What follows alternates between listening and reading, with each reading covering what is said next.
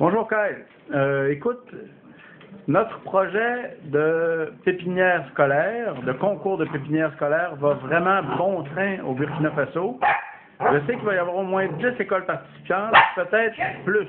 Il va y avoir probablement plus de pépinières scolaires que prévu en fait, parce qu'il va y avoir des pépinières scolaires qui n'auront pas été aidées et qui vont se construire avec seulement les efforts des gens du milieu. Ces gens-là, au lieu de recevoir une clôture pour ceinturer 100 mètres carrés de pépinière, vont construire eux-mêmes une clôture avec des briques de terre durcies au soleil.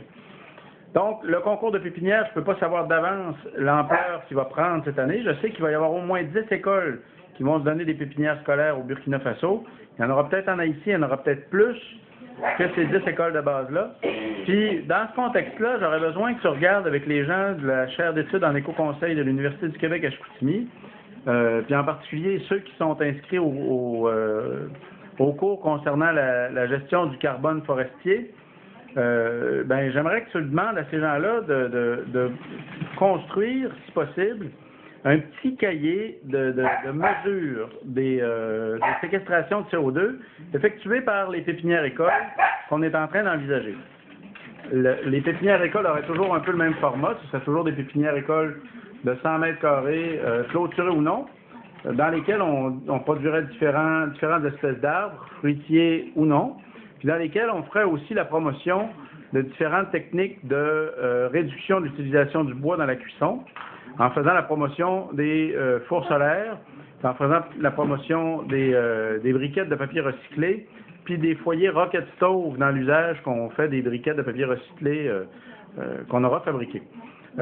Ces technologies-là, les technologies de cuisson avec réduction d'utilisation du bois et du charbon, puis les technologies aussi de séquestration de l'eau de pluie avec la construction de baissières, par exemple, puis la plantation d'arbres, évidemment, dans des contenants recyclés.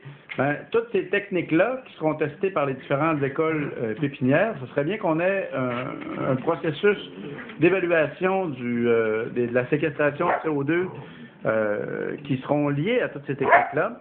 Donc, il faudrait développer un cahier respectueux de la norme ISO 14064 pour mesurer l'effet sur la quantité de CO2 présente dans l'atmosphère de la présence de chacune de ces écoles-là. Qu'on puisse faire une mesure différenciée de chaque école, par exemple en comptant le nombre de foyers cookits qui sont utilisés par les gens qui sont touchés par cette école-là.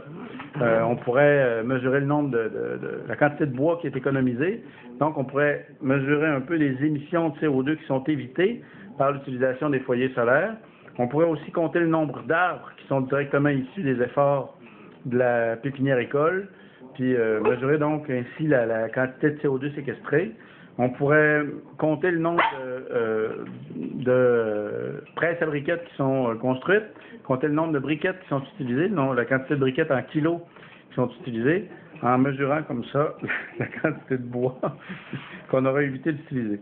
Je suis un peu dérangé dans la fabrication de cette vidéo-là, Kyle, parce que j'ai des chiens qui essaient de grimper sur moi en ce moment.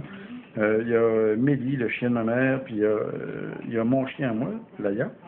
Ces deux chiens-là m'empêchent complètement. J'ai l'impression que ces chiens-là sont trop enthousiasmés par le projet, puis que ça les empêche de garder le silence pendant que je suis en train de filmer des vidéos. Fait que voilà, c'est la chose que je te propose. Je te propose de construire un cahier de mesure de la séquestration de CO2 qui est permise par les projets d'écoles pépinières dont on a déjà parlé. Salut, bonne journée! Je sais pas, mais...